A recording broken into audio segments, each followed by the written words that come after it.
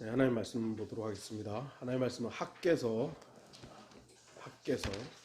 1장 1절에서 5절입니다.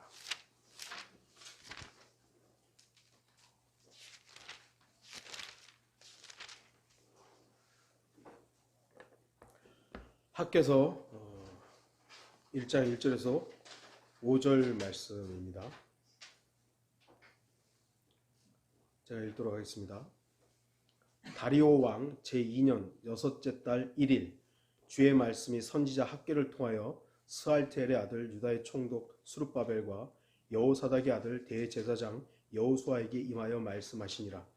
만군의 주가 이같이 일러 말하노라. 이 백성이 말하기를 주의 집을 건축해야 할 시기가 이르지 아니하였다 하는도다. 그때 선지자 학개를 통하여 주의 말씀이 임하여 말씀하시니라. 오 너희들아, 이 집이 황폐하였는데 너희가 너희의 지붕 덮는 집들에 거하는 것이 합당하냐? 그러므로 이제 만군의 주가 이같이 말하노라. 너희는 너희의 행위를 숙고해보라. 이스라엘 백성들이 주의 집을 건축할 시기가 이르지 아니하였다. 안 해도 된다. 그 얘기를 하고 있는 것이죠. 그런데 하나님께서는 그 시기가 너네 이렇게 안 하고 있느냐? 주의 집을 건축해야 된다. 이렇게 지금 선지자 학개를 통해서 말씀하고 있는 것입니다. 오늘 말씀의 제목은 성전 건축의 중요성입니다. 성전 건축. 우리도 성전 건축하죠. 왜 웃는지 아시죠? 본문은 수많은 교회들이 교회 건물을 건축하기 위해 사용하는 구절 중 하나입니다. 건물 건축하기 위해서 사용하는 구절입니다. 그다음에 2절을 인용하면서 주의 성전을 건축해야 할 시기가 왔다. 백성들은 지금 아니다고 하는데 이제 왔다를 강조합니다. 물론 오늘 본문은 분명 주의 집인 성전을 건축하라는 명확한 구절입니다. 하지만 이 구절은 솔로몬이 건축했던 솔로몬 성전을 재건하라는 말씀이지 교회 예배당 건축하라는 말씀이 아닙니다. 주의 집, 곧 성전은 말 그대로 솔로몬 성전이지 오늘날 기독교인들이 예배하는 예배당이 아닙니다. 왜냐하면 그리스도인은 영과 진리로 예배드리지만 솔로몬 성전에서는 당신은 영과 진리로 예배드리는 게 뭔지도 몰랐고 그렇게 했다가는 맞아 죽을 수도 있어요. 솔로몬의 성전에서는 소, 양, 염소 이 피로 제사를 드렸기 때문입니다. 그거 없이 만약에 동물의 제사, 동물의 피 없이 나는 영과 진리로 예배드릴래 했다가는 맞아 죽어요. 그거 들어가지도 못해요. 솔로몬의 성전에는. 여러분이 열왕기상 6장과 7장을 보고 역대기하 3장과 4장을 보면 솔로몬의 성전이 얼마나 많은 금과 은과 노수로 지어졌는지 알 수 있을 것입니다. 또한 하나님께서는 솔로몬과 약속하시기를 백성들이 어떤 죄를 짓더라도 주의 전에 와서 회개하면 용서하시겠다고 말씀합니다. 그러나 지금은 예배당에서 기도한다고 죄가 용서되지 않습니다. 여러분들이 있는 그곳에서 주님과의 교제를 통해서 자백하고 회개하는 것이지 교회 가서 내가 회개해야만 그게 하나님 용서 그런 거 아니죠. 역대기하 7장 12절에서 18절을 나중에 찾아서 읽어보십시오. 그러나 그 웅장했던 솔로몬 성전은 유대인들의 범죄로 인해 이방인들의 손에 넘겨지게 됩니다. 그래서 역대기하 7장 19절에서 22절의 경고가 그대로 이루어지게 됩니다. 그 후 솔로몬 성전은 바벨론의 느부갓네살 왕의 경호대장 느부사라단에 의해서 파괴됩니다. 그게 열왕기하 25장에 나오는 내용들입니다. 결국 남쪽 유다는 바벨론의 느부갓네살과 그의 군대에 의해서 대략 BC 606년경에 패망하게 됩니다. 그 후 유대인들은 70년간의 포로 생활을 해야 했으며 페르시아의 코레스 왕 때 스룹바벨과 에스라의 고국으로 귀환하여 성전을 재건하기에 이릅니다. 포로로 잡혀갔다가 이제 다시 고국으로 돌아온 유대인들은 처음에는 자신들의 집을 짓기보다 무엇보다도 먼저 성전을 짓는데 모든 힘을 아끼지 않았습니다. 그래서 하나님의 집인 성전을 먼저 건축하자. 그러나 여러분들이 에스라서와 느헤미야서를 읽어보면 아시지만 팔레스타인 땅에 70년 동안 이미 거기에는 이제 이방인들이 살게 되었고 거기에 이제 많은 사람들이 살고 있었어요. 그 이방인들과 시리아인들의 방해 때문에 성전 건축은 자꾸 미뤄지고 이루어지질 않은 겁니다. 성전 건축이 제대로 그냥 미뤄진 것이지 완료가 안 된 겁니다.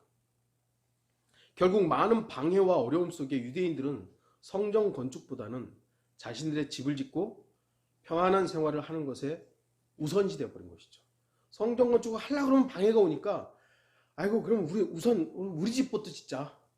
그리고 이제 이게 시간이 지나다 보니까 방치가 돼버린 거예요. 그리고 자기 생활이 더 바쁜 거고 내가 해야 될 일이 더 바쁜 것이죠. 이러한 때에 학개 선지자는 성전 건축을 다시 촉구하고 나섭니다.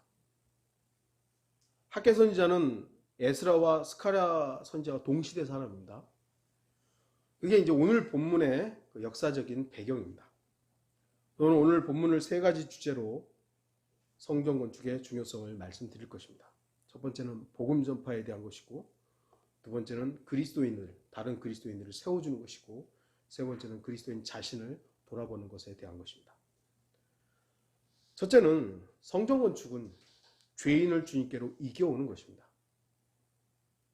구약시대에 하나님께서 거하셨던 곳은 조금씩 변했습니다. 이집트를 탈출한 이스라엘 백성들이 광야에서 성막을 짓기 전까지 하나님께서는 이 땅에 어떤 특별한 장소를 정해 놓지 않았습니다. 그러나 이스라엘 백성에게 성막을 지으라고 명령하셨고 하나님께서는 성막에 계셨습니다. 하나님이 성막에 계시면 다른 데는 안 계시고 이런 건 아니지만 하나님 자신이 그 성막을 통해서 이스라엘 백성들이 볼 수 있게끔 자신을 나타내 주신 것이죠. 아, 저기 지금 성막 위에 불기둥과 구름기둥이 있구나. 하나님께서 저기 지금 임재하고 계시구나. 그걸 알 수 있게끔 해주신 것이죠. 바로 그곳에서 이스라엘 백성들을 만나셨고 그곳에서 자신의 임재를 알려주셨습니다. 그러다가 다윗 왕을 통해 성전 건축이 준비되었고 하나님께서 선정하신 솔로몬을 통해서 성전이 건축되었습니다. 여러분들이 솔로몬이 지은 솔로몬 성전이 굉장히 의리의리하고 어마어마하게 크다고 생각하시면 안 돼요. 오히려 그리스 아테네에 있는 그 신전들 있잖아요. 크기는 그거보다 작아요. 크기는. 그럼에도 하나님께서는 이스라엘 백성들에게 그 성전, 솔로몬을 통해 성전을 만들게 하시고 바로 그곳에 자신을 두겠다. 그렇게 말씀하신 것이죠. 하나님께서는 실제로 그 성전에 계셨고 성전에서 드려지는 제사를 받으셨습니다. 그러나 이스라엘 백성은 성전이 있었음에도 불구하고 자꾸 산당으로 갑니다. 자꾸 산당으로 가요. 산당이 뭡니까? 하이플레이스 해가지고 높은 곳에 있는 무슨 이제 거기다가 제단을 만들었나 보죠. 지금으로 말하면 절간이나 기도원 같은 데요. 산중에다가 만들어 놓고 거기서 자기들이 이제 제사를 하는 것이죠. 하나님은 성전을 통해서 만나겠다 하는데 너무 멀어. 그리고 만든 것이죠. 하나님이 아닌 다른 신, 우상을 섬겼습니다. 이스라엘은 범죄합니다. 그게 바로 죄예요. 아, 내가 내 마음대로 신을 섬기겠다는데 왜 그래? 근데 성경 그게 바로 죄라고 하는 겁니다. 다른 이에게는 구원이 없다고 그러는데 에이 그래도 그런 시대착오적인 말이 어딨어? 이 시대가 어떤 시대인데? 이 시대가 어떤 시대인데요? 마지막 시대예요. 죄가 가득 찬 시대입니다. 이 시대일수록 더 한 분 하나님을 섬겨야 되고 한 분 구원자이신 예수 그리스도를 만나야 되는데 자꾸 엉뚱한 것들을 하는 겁니다. 시대가 악할수록 우리는 더 한 분 하나님이신 예수 그리스도를 더 만나야 돼요. 그래서 하나님의 임재가 더 이상 성전에 있지 않았으며 이스라엘로부터 하나님은 떠난 겁니다. 열왕기 하 23장 27절 주께서 말씀하시기를 내가 이스라엘을 옮긴 것과 같이 유다도 내 앞에서 옮길 것이요 내가 택한 이 성읍 예루살렘과 내 이름을 거기 두리라고 말한 그 전을 내버리리라. 내버리리라. 하나님께서 내가 거기에 있겠다. 내가 이 성전을 통해서 내가 일하겠다 그러는데 내버리겠다. 내버리겠다.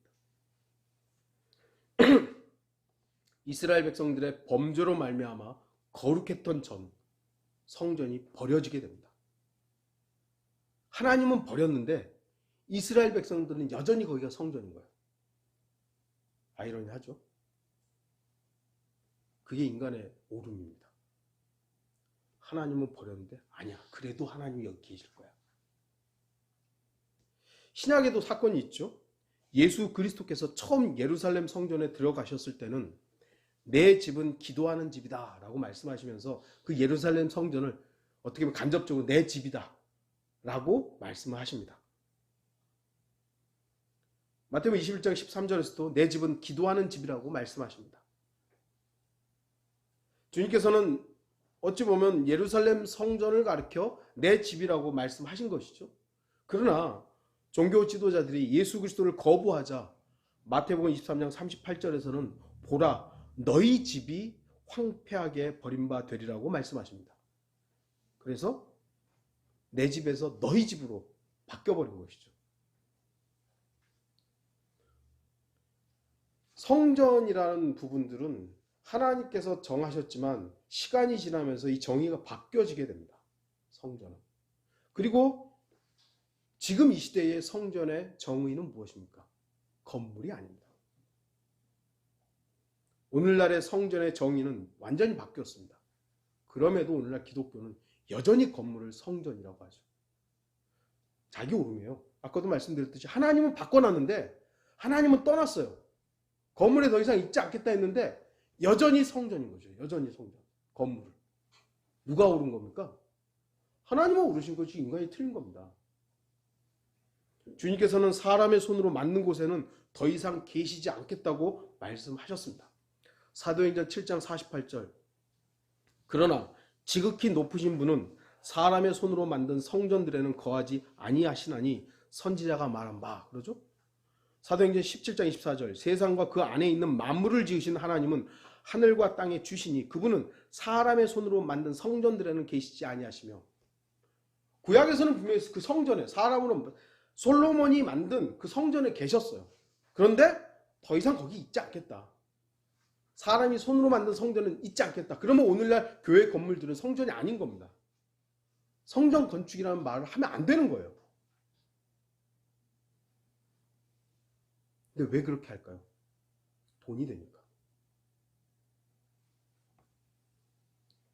주목하십시오. 오늘날 하나님께서는 그리스도인의 몸을 성전이라고 말씀하십니다. 우리 너무 잘 알고 있는 거잖아요. 그런데 왜 다른 기독교인들은 이 분명한 사실을 모르는 걸까요? 모를까요? 아니면 거부할까요? 다 포함되겠죠? 왜 그럴까요? 자기 욕심이죠. 나 이렇게 큰 교회 다닌다. 우리 교회 목사는 이렇게 유명하다. 그거예요. 자기 프라이드예요.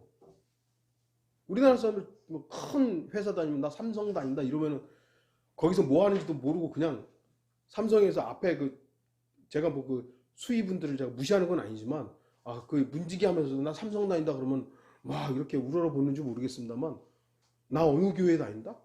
그게 그 사람의 프라이드가 되는 거예요. 우리 교회 목사는 이렇게 유명하다? 하나님과는 무관한 겁니다. 고린도전서 3장 16절 너희가 하나님의 성전인 것과 하나님의 영께서 너희 안에 거하시는 것을 알지 못하느냐? 너희라고 말씀하잖아요. 더 이상 지금은 건물이 성전이 아닙니다. 사람이 성전입니다. 저와 여러분이 성전입니다. 그러나 아무렇게나 성전이라고 불리는 건 아니죠. 반드시 하나님의 영이신 성령님께서 그 안에 있는 사람이 성전인 겁니다. 교회를 열심히 다닌다고 해서 성전이 아니에요. 어떤 직책을 맡았다고 해서 성전이 아닙니다. 그 사람 안에 성령이 계시는가. 유일한 판별점은 그것이에요. 구원받았느냐? 구원받지 않았느냐? 고린도전서 6장 19절 또한 너희 몸은 너희가 하나님으로부터 받은 바 너희 안에 계신 성령의 전인 것을 알지 못하느냐? 너희는 너희 자신의 것이 아니니라. 성전 건축 중요합니다. 이 시대는 성전 건축 안 합니다. 건물을 안 짓겠다는 것이지 우리는 성전 건축해야 됩니다. 한 사람의 혼을 지옥으로부터 구원하는 일이 얼마나 중요한 일입니까? 지옥에 가야 하는 그 사람이 하나님의 거룩한 성전으로 변화하는 것보다 더 기적적인 일은 없습니다. 한번 생각해 보세요. 구약 때 모세를 통해 성막을 짓는데 그냥 보면 텐트잖아요. 텐트. 그런데 거기에 하나님이 거하셨기 때문에 성막이 된 거예요. 아까도 말씀드렸지만 솔로몬의 성전에 금이 좀 많이 들어가긴 했습니다만 다른 신전들에 비하면 규모나 이런 것들이 화려함이 조금 떨어져요. 그럼에도 불구하고 하나님이 거기 계셨고 하나님께서 임재했기 때문에 성전인 거예요. 지금 우리는 어떻습니까? 뭐 우리가 얼마나 잘났다고요? 아무런 잘난 게 없어요. 그런데 왜 성전이 된 거죠? 하나님께서 예수 그리스도께서 성령께서 우리 안에 계시기 때문에 성전인 겁니다. 성전. 인간의 모든 육체는 거룩함과는 거리가 멉니다. 우리는 결코 거룩하지 않습니다. 아무리 거룩해 보이는 신부나 목사나 중도 전혀 거룩하지 않습니다. 그래서 그리스도인들은 인간의 육체를 신뢰하거나 인간 자체를 신뢰해서는 안 됩니다. 우리도 한때는 사람을 너무 신뢰했고 너무 따랐던 그런 실수들이 있었기 때문에 하나님께서 우리를 그렇게 다뤄주신 것이죠. 그래서 하나님만 보라고 그럴듯하게 보이는, 그럴듯하게 말하고 그럴듯하게 행동하는 그것이 우리를 속일지는 모르지만 이제는 더 이상 사람의 겉모습이라든지 사람의 말 자체 그런 것들에 속으면 안 되는 것이죠. 인간은 어떤 존재입니까? 한 조각 빵 때문에 도둑질하는 게 인간이에요. 그리고 자기가 조금이라도 피해를 갈 것 같으면 그냥 아무렇지도 않게 거짓말하는 사람들이에요. 그럼 우리도 예외는 아니에요. 하나님 앞에서 육신을 입은 사람 중에 누가 자신을 거룩하다고 선언할 수 있겠습니까? 하나님 저 거룩합니다. 그렇게 말할 수 있는 사람 있습니까? 없죠.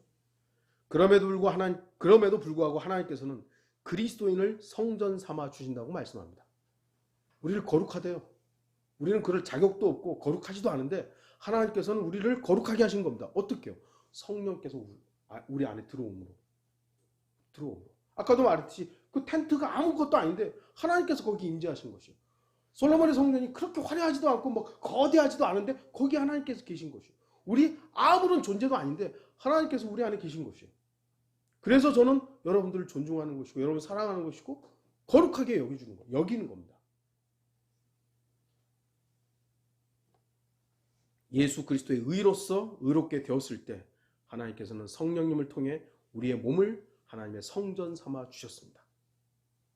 이런 놀라운 신비를 거듭나지 못한 자연인이 어떻게 알겠습니까? 제가 아무리 쉽게 풀어가지고 설교를 해도 여기 거듭나지 않은 사람이 있다. 그게 도대체 무슨 얘기인가 알 수 있겠어요? 이건 성령을 통해서만 알 수 있는 부분들이죠. 그래서 그리스도인은 한 혼의 구원을 값진 일로 여기고 그 일을 위해서 기회를 얻는 대로 어디에서나 복음을 전하는 것입니다. 그러나 혼의 구원을 소중히 여길 줄 모르는 사람은 하나님의 성전이 건축되는 이 일에 게으르게 행합니다. 이스라엘 백성들이 하나님의 성전을 짓다가 멈추고는 계속 자기 일에만 바빴잖아요. 그리고 관심을 두지 않고 무관심이 되어버린 것이죠. 혹여 우리도 예전에 가졌던 구령이란 말이 이제는 제가 잘 안 쓰려고 그러는데 복음을 전하는 그 일에 대한 열정들이 내 일에 너무 바빠서 잊고 있거나 등한시하고 있다면 우리는 성전 건축을 멈춘 이스라엘 백성과 같은 겁니다. 우리 스스로 저도 마찬가지지만 이 부분에서는 깨어야 됩니다. 깨어나야 되는 거예요. 우리는 다른 일에는 매우 분주합니다. 여러분이 세상 일에 바쁠 수 있습니다.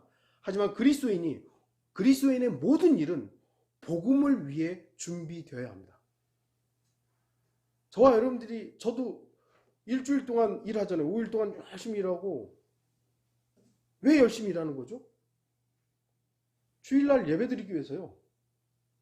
제가 토요일날 설교 준비하고 좀 쉬면서 설교 준비하는 이유는 오늘을 위해서요. 여러분들이 일주일 동안 일하는 이유가 뭔가? 왜 일하는 것인가? 우리는 복음을 전하기 위한 준비들을 하기 위해서 그렇게 하는 거예요. 돈을 왜 버는가? 집 살려고요. 그것도 물론 우리의 생애에서 육신을 입고 있기 중요하지 않은 건 아니지만, 돈을 버는 이유는 내가 이 돈으로 복음을 어떻게 전할 것인가? 여기에 우리가 무관심했고 신경이 끊어졌었다면 다시 회복해야죠. 재건해야죠. 성전 건축해야죠.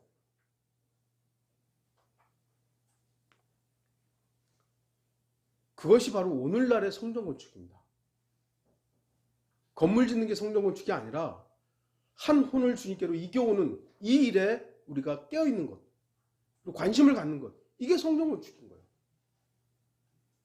오늘날 수많은 교회가 혼의 구원에는 관심도 없고 교회 건물 건축에만 관심이 있습니다. 더 크게, 더 넓게. 그들의 구원은 하나님의 말씀을 왜곡시키고 있으며 교회 성장을 위한 어떤 것도 받아들일 준비가 되어 있습니다. 교회만 성장한다면 세상의 모든 것 다 갖다 써먹는 거예요.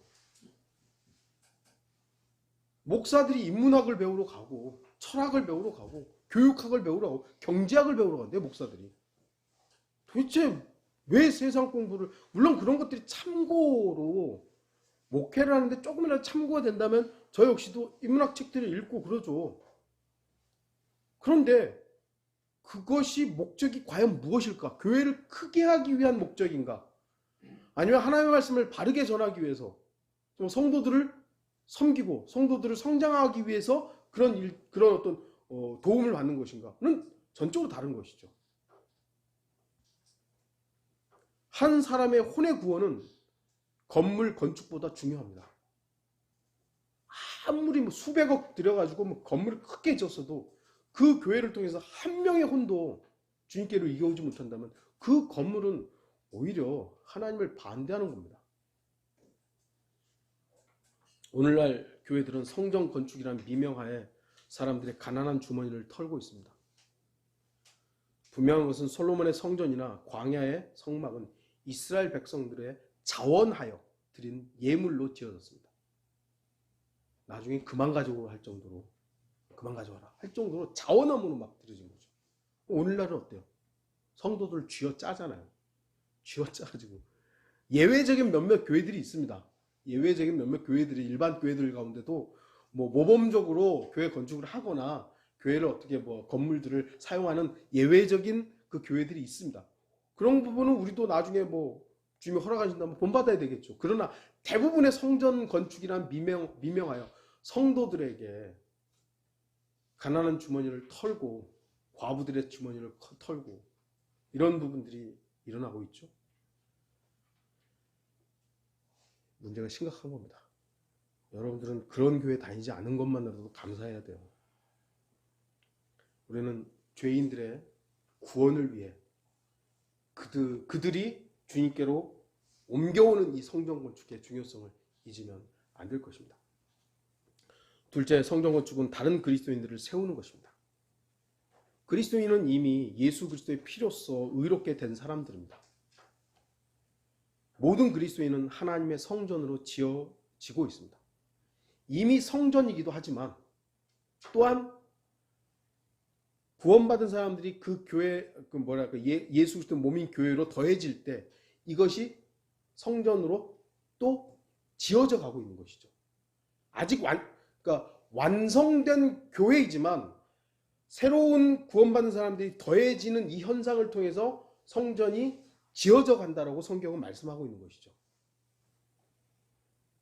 에베소서 2장 20절에서 22절, 너희는 사도들과 선지자들의 기초 위에 세워졌으며 예수 그리스도께서 친히 귀중한 모퉁이 돌이 되셨고 그분 안에서 건물 전체가 함께 알맞게 맞추어져 주 안에서 거룩한 성전으로 자라가며 또 또한 그분 안에서 너희도 성령을 통하여 하나님의 거처로 함께 지어져 가고 있는 것입니다. 지어져 가고 있는 겁니다.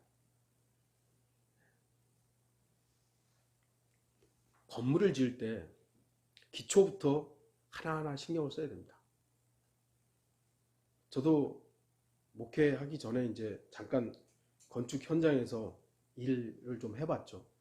이게 제일 무서운, 나도 해봤어요. 그게 제일 무서운 말인데 어쨌든 잠깐 동안 해봤기 때문에 건물이 얼마나 잘 지어져야 하는지 조금 알죠. 그러니까 저도 이 땅에다가 포크레인으로 땅 파는 것부터 이제 다 지켜보고, 그리고 거기다가 어떻게 콘크리트를 붓고, 콘크리트는 또 어떻게 믹서가 돼야 되고, 거기에 철근을 어떻게 깔아야 되고, 지금 하라면 좀 헷갈리지만 근데 다 본 것이죠. 근데 순서들이 다 있더라고요. 막 무조건 올리는 것이 아니라 배선도 해야 되죠. 소방 시설도 해야 되죠. 뭐 그다음에 이게 방수 처리도 해야 되죠. 되게 꼼꼼하게 들어가더라고요. 물론 예수 그리스도의 몸을 이루는 재료들은 그리스도인이라는 사람이 재료로 쓰입니다. 우리 각자가 예수 그리스도의 몸인 교회를 이루는 부분들이죠. 예수 그리스도의 몸인 교회는 완전하며 깨어지지 않는 진주와 같습니다. 이것은 보이지 않는 무형의 교회로서 예수 그리스도께서 친히 모퉁이 돌이 되신 무너지지 않는 몸인 교회를 말합니다. 그러니까 예수 그리스도의 몸인 교회는요, 완벽한 거예요. 거기에는 어떠한 죄도, 독벌이도, 죄인도 끼어들 수가 없죠. 오직 구원받은 하나님으로 인해 거룩하게 된 사람들만이 구성된 몸이죠. 그러나 눈에 보이는 지역교회는 유형의 교회로서 불완전합니다. 이 교회, 지역교회죠. 불완전해요. 왜죠? 저부터 불안하기 때문에. 저부터 불완전한 존재이기 때문에 이 교회가 완전해질 수가 없어요. 제가 언젠가 그 예화도 들었잖아요.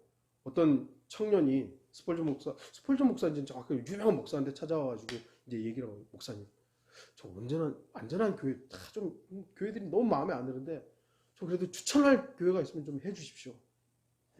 그런 거죠. 이 목사가 고민하다, 내가 추천할 교회가 참 없지만, 그래도 있다면, 그런 교회가 만약에 있다면, 자네는 거기 가지 말게. 왜요? 그 청년이 그 교회 가면 그 교회는 더 이상 그때부터는 불완전해지기 때문이에요. 우리는 그런 사람들이에요. 완벽한 교회를, 이승호 목사가 쓴 완벽한 교회는 없는가? 제가 말씀드려요. 없어요. 이 땅에는 완벽한 교회 없어요. 우리 교회도 완벽합니까? 아니에요. 제가 있는 한 이 교회는 완벽하지 않아요. 그 꿈은 깨세요. 예수 그리스도의 몸인 교회는 완벽합니다. 그래서 어느 나라에 있는 누구라도 예수 그리스도를 통해서 하나 된 이 교회는 완벽하기 때문에 우리는 감사하죠. 하지만 지역교회는 불완전합니다. 불완전해요. 그래서 지역교회는 어려움을 겪고 심지어는 해체될 수도 있어요. 독보리도 숨어 있고요. 쭉정이도 숨어 있고요. 그리고 서로 간에 문제들도 있습니다. 지금 우리가 그런 모습들이 보이지는 않습니다만 우리도 어떻게 알 수가 있는 거예요? 아무도 모르죠. 하지만 이런 문제는 성전을 무너뜨리는 일이라고 할 수 있죠. 여러분은 옆에 있는 그리스도인들을 얼마나 중요한 사람으로 생각하십니까? 우리가 이렇게 소수이다 보니까 한 사람 한 사람이 얼마나 소중해요. 아마 수천 명 모이고 수만 명 모이는 교회 목사들은요, 사람이 왔다 가도 잘 모를 거예요. 누가 왔다 갔는지도. 이렇게 소규모다, 저 다 알잖아요. 누가 안 왔고 누가 왔고. 저는 그 실시간으로 보는 분들을 누가 보는지는 모르지만 그 카운트가 되거든요.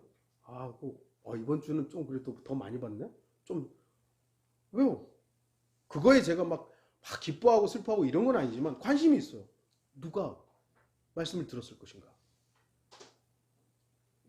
옆에 있는 그리스도인들이 쓰러지거나 실패했을 때 여러분 얼마나 가슴 아팠습니까? 전 지금도 가슴 아픈 한 지체가, 여러분도 아는 지체가 있죠. 그래서 오래간만에 미얀마에 있는 자매로부터 연락이 왔어요. 그 자매가 지금 말기암으로 하고 있는 거 아냐고. 알고 있다고. 알고 있습니다. 물론 건강의 회복도 중요하지만 저는 주님을 회복하는 것을 위해 기도하고 있습니다. 저 정말 그 기도하고 있어요. 물론 건강도 중요하죠. 근데 주님을 떠나 있는 부분에 있어서 그것이 먼저 회복되는 것이 저에게 가장 더 큰 기도예요. 마음이 아픕니다. 성전 지켜져야 합니다. 제가 지킨다는 말을 썼던 것에 이렇게 주목하십시오. 이미 지역교회로서 지어진 하나님의 성전을 지킨다라는 의미입니다. 여러분은 그리스도인으로서 이미 하나님의 성전으로서 지어졌습니다. 그러나 서로가 서로를 성전으로서 세워주지 못하면 성전은 훼손됩니다. 그래서 사탄의 공격으로부터 다른 그리스도인과 지역교회를 지킨다는 의미에서 지킨다는 것을 말을 한 것입니다. 혹시 여러분 중에 성도들 간에 무너진 부분이 있습니까? 고린도전서 14장 26절 형제들아 그러면 어떻게 해야 하겠느냐? 너희가 함께 모일 때에 너희 각자에게 시도 있고 교리도 있으며 방언도 있고 계시도 있으며 통역도 있으니 모든 것을 세우기 위하여 하라. 시도 있고 교리도 있고 방언도 있고 계시도 있고 통역도 있는데 서로 잘난 체해서 누군가를 무너뜨리기 위해서 이걸 쓰라는 것이 아니라 이 모든 것은 서로를 세우기 위해서 사용하라는 거예요. 에베소서 4장 29절 너희 입에서 어떠한 더러운 말도 나오지 아니하게 하고 오직 서로를 세우는 데 필요한 좋은 것만을 말하여 듣는 자들에게 은혜를 끼치게 하라. 그리스도인은 다른 그리스도인을 세워야 합니다. 물론 그리스도인은 다른 그리스도인들의 죄와 악에 대해서 침묵하고 넘어가는 그런 건 아니죠. 지적하고 권면해야 합니다. 그럼에도 각자 그리스도인이 하나님의 성전이라는 사실을 상기하면서 서로를 세워야 합니다. 어떤 그리스도인이 죄를 범하면 지옥교회는 그 부분만큼 훼손되는 것이죠. 그런데 어떤 그리스도인이 죄를 범하고 육신적으로 살고 그런데도 그냥 방치하고 내버려둔다면 그 성전이 지금 훼손되어서 점점점 더 망가지는 거잖아요. 방치하면 안 되죠. 조언해야 되고 물론 뭐 옛날처럼 우리가 막 정죄하고 이러라는 건 아니지만 기다림과 기도와 인내와 이런 것들이 필요하죠. 그러나 범죄한 사람이 돌이킨다면 그리스도인은 인내와 사랑으로서 그를 세워야 합니다. 그것이 다른 그리스도인을 세우는 성전 건축인 겁니다. 우리는 예전에 얼마나 많이 성전을 파괴했습니까? 다른 지역교회뿐만 아니라 우리 교회 예전에 안에서도 누군가가 좀 잘못하면 그걸 지적하고 정죄하고 심판하고 다른 지역교회 문제에 우리가 막 이래라 저래라 관여하고 조금만 우리가 생각했던 것과 다르면 우리 교제 안 한다고 이래버리고 저의 모습이었던 것이죠. 그것은 사실 성전을 파괴하는 일이었습니다. 함께 지어져야 할 성전인 우리가 서로를 세우지 못하고 자기 자신만을 치장한다면 하나님의 성전은 이상한 형태로 지어지고 말 것입니다.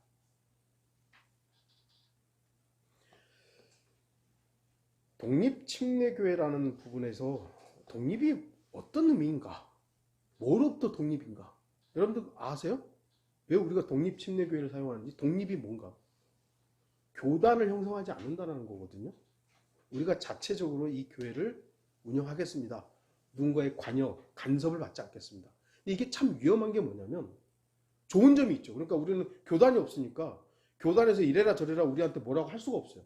우리가 말씀대로만 하면 돼요. 근데 뭐냐면 이제 우리가 목사가 돌거나 우리가 이상해지면 누가 아무도 우리를 제어할 수가 없다는 거예요.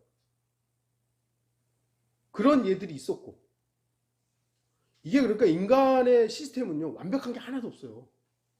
우리가 지속적으로 하나님의 말씀 앞에서 우리 스스로를 점검하지 않으면 우리도 어느 순간 이상한 데 와 있는 거예요. 한때 우리가 그랬고 그래서 계속해서 말씀으로 우리 스스로를 점검해 봐야 되는 거예요. 목자가 말씀으로서 점검하고, 여러분들도 계속해서 저 목사가 지금 설교하는 것들이 하나님의 말씀에 입각한 것인가 계속해서 감시 아닌 감시를 해야 되는 거죠. 엉뚱한 말하고 있는데도 뭐 우리 목사가 알아서 하겠지. 이건 성전을 방치하는 거예요. 방치하는 거예요. 성경을 믿는 그리스도인들이 서로가 서로를 세워주지 않는다면 누가 우리를 세워주겠습니까? 저번에도 말씀드렸잖아요. 우리는 이제 이제 김포죠. 성경 침례하고도 무관하잖아요. 소위 그리고 이제 예전에 또 그 교제했던 교회들하고도 이제는 교제가 거의 없잖아요. 우리를 누가 이제 세워주는 거예요?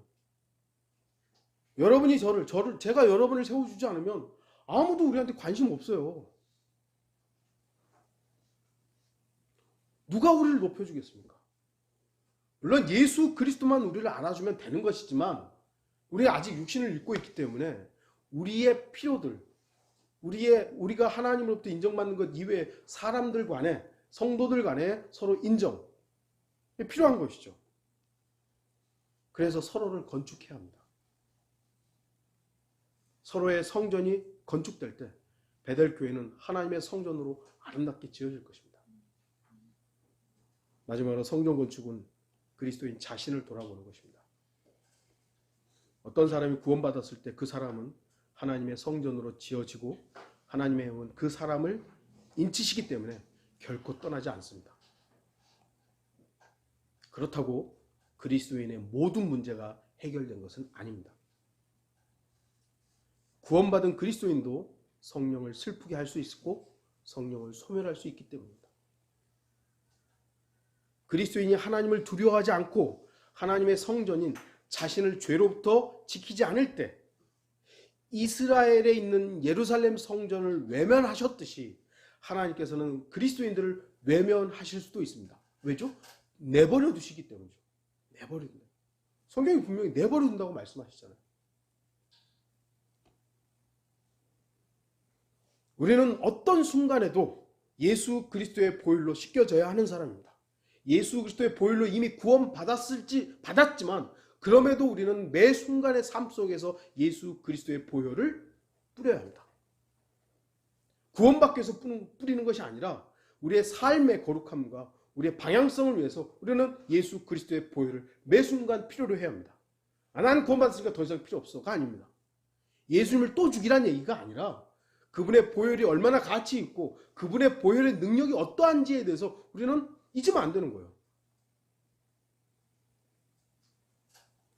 구원받은 그리스도인 가운데 옛사람과 새사람의 이 영적 전쟁을 모르는 사람은 거의 없습니다.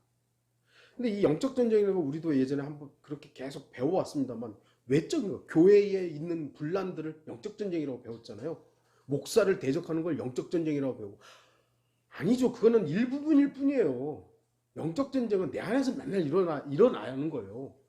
내가 내 옛사람과 싸우는 게 이게 영적 전쟁이지 교회에서 목사하고 집사하고 싸웠어요. 이거는 육신적인 전쟁이에요. 육신적인 싸움이지 그건 영적 전쟁이 아니에요. 교회 내에서 문제가 일어났어요. 근데 목사는 영적 전쟁에서 어쩌고 저 마귀 자기는 여러분들 그런 걸 영적 전쟁으로 이제 생각하지 마세요. 그건 영적 전쟁이 아니라 육신적인 싸움이에요. 교회 내의 분란은 영적 전쟁이 아니라 육신적인 싸움이에요. 영적 전쟁은 내 안에서 일어나는 겁니다. 이걸 모르면 우리가 마귀에게 또 지는 겁니다. 이 영적 전쟁을 모르는 사람은 자신이 얼마나 위험한 상태에 처해 있는지를 자각해야 합니다. 매일의 삶 속에서 난 너무 편해요. 아무 일이 안 일어나는 것 같아요. 그러면 그거 진짜 위험한 거예요. 여러분들이 직장에 가지고 나 기도할까 말까 이것도 영적 전쟁인 거예요. 내 육신의 옛사람은 기도하지 마 그냥 먹어.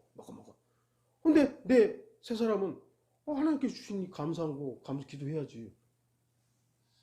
그거 사소한 것 같죠? 사소하지 않아요. 내가 어떤 사람을 새로 만났는데 이 사람 구원 받았을까? 이거 생각 자체가 안 나는 것부터 여러분들은 깨져야 돼요. 생각이 나야죠. 이 사람 구원 받았을까? 근데 한번 복음을 전해볼까? 아니야 기회가 있을까? 이거 하나님께 물어봐야죠. 하나님 제가 지금 해야 돼요? 나중에. 이게 영적 전쟁이라니까요. 이런 부분들이 그냥 이건 영적 전쟁이 아닌 거라고 생각하는 게 이미 어떻게 보면 좀 위험한 상태인 겁니다.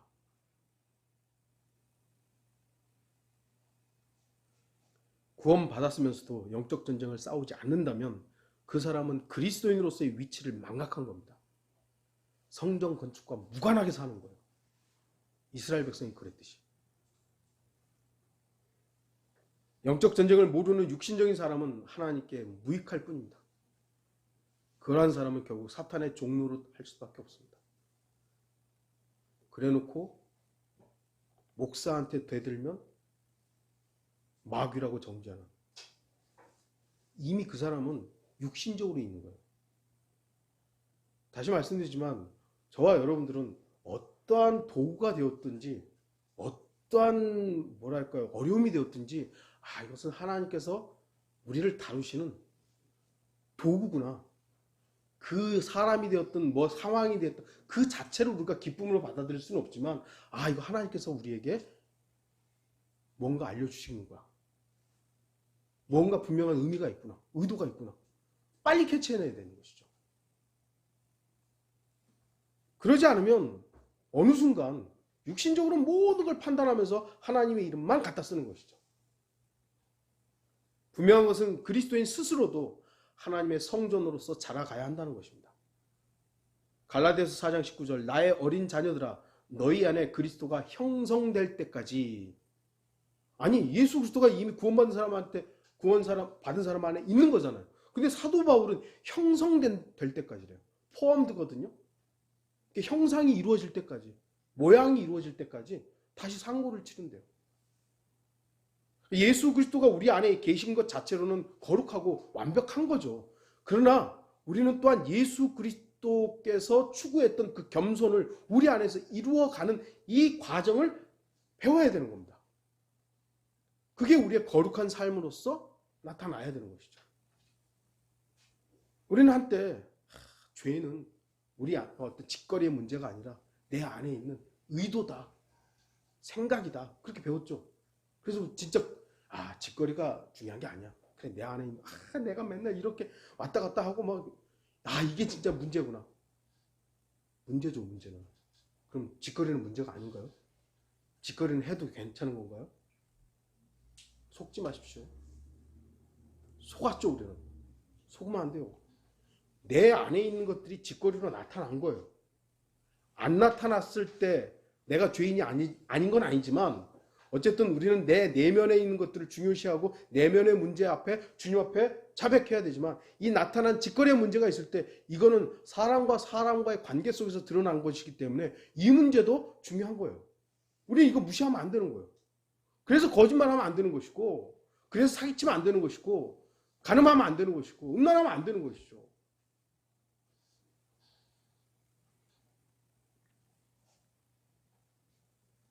사탄은 우리가 성전을 보수하지 않고 지켜내지 않고 이렇게 슬쩍 방심하는 거기에 공격을 하죠. 맹폭격을 하죠. 여러분은 어떤 부분에서 사탄의 공격을 받고 있습니까?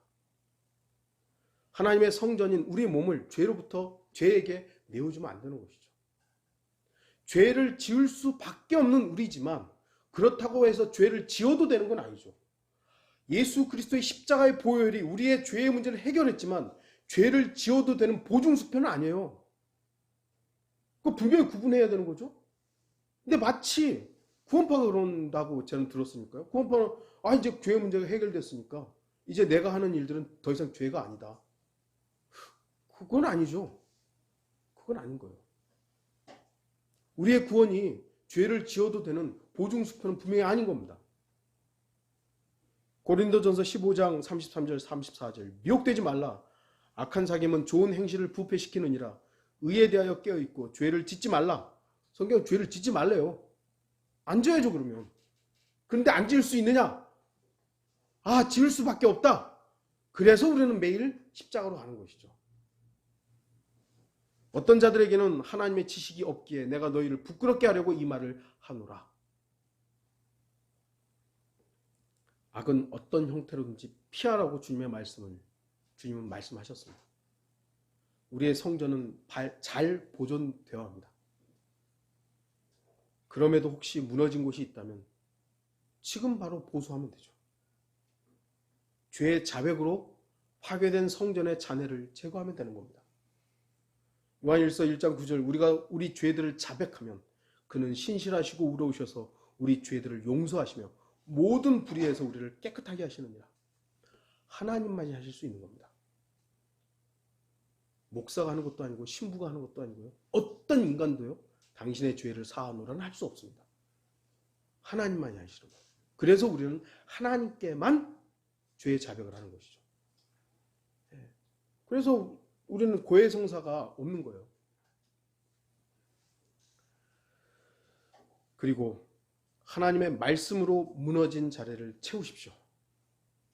그리스도인이 죄와 멀어지고 거룩한 생활로 바뀔 수 있는 유일한 방법은 하나님의 말씀과 기도 외에는 없습니다.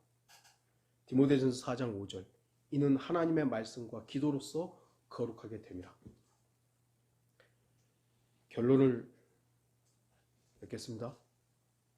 여러분 오늘 본문을 통하여 성전 건축의 중요성을 다시 읽어야 합니다. 성전 건축 구약에만 해도 지금 성전 건축 없어. 뭐 우리가 무슨 성전 건축 윤 목사가 처음에 성전 건축 합시다 그러고 웃잖아요. 무슨 건물 짓자고. 그거 아니잖아요. 저는 문자적인 건물을 건축하기 위해 돈을 가져오라고 말씀드리지 않습니다. 학계 선지자를 통해 우리의 영적인 성전 건축이 필요하다는 말씀을 드리는 겁니다. 성전에 하나님의 성전을 건축하기 위해서 복음을 전파하십시오. 여러분이 성경을 믿는 교회를 다닌다고 하면서 복음 전파에 소홀해지고 무관심하다면 여러분 하나님의 성전을 건축하는데 전혀 관심이 없었던 이스라엘 백성과 같은 겁니다. 저도 죄송하지만 많이 무뎌졌어요. 많이. 저도 이 말씀 준비하면서 제 스스로에게 많은 도전이 되었습니다. 또한 여러분이 그리스도인으로서 다른 그리스도인의 영적 필요를 채워주지 못하거나 지역교회 성도들을 돌아보지 않는다면 역시 하나님의 성전을 건축하는 일에 전혀 관심이 없는 사람인 것입니다. 우리는 이제 사정상 일주일에 한 번밖에 안 모여요. 일주일에. 그래도 전에는 뭐 수요일도 모이고 뭐 이렇게 주일날도 모였는데 이제는 우리 한 번밖에 안 모여요. 물론 횟수가 중요한 건 아니죠. 횟수가 중요한 건 아니지만 과연 우리는 내 옆에 있는 성도들에게 얼마나 관심이 있고 우리 청년들에게 아니면 다른 우리 지체들에게 다른 지역에 있는 성도들에게 얼마나 관심이 있는 것인가. 그들의 필요는 무엇인가. 뭘 위해서 내가 기도해야 되는 것인가.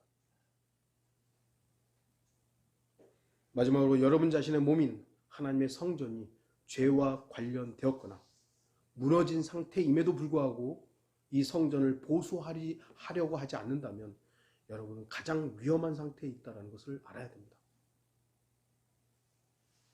날마다 하나님의 성전은 건축되어야 하고 세워져야 하며 보수되어야 합니다. 여러분들 일반 건물도 그렇잖아요. 화려하게 지어진 건물들, 아파트 막 요즘에는 10층짜리 아파트는 없더라고요. 그냥 다 20층, 30층짜리 막 어마어마하게 했는데 가만 놔두면 어떻게 되죠? 가만 놔두면요 무너져요. 계속 보수해야 됩니다. 계속. 그리고 어느 순간 이게 이제 20년, 30년 지나서 더 이상 보수해도 해도 안 된다. 그럼 이제 재건축을 해야 되는 것이죠. 성전 건축은 하루만 하고 끝나는 게 아닙니다. 주님께서 오셔서 우리의 완벽한 성전이 되시기 전까지 지속적으로 우리는 이루어져야 할 우리의 일상입니다. 성전 건축의 중요성을 다시 한번 기억하는 저와 모든 성도들이 되기를 바랍니다. 다 같이 기도하시겠습니다.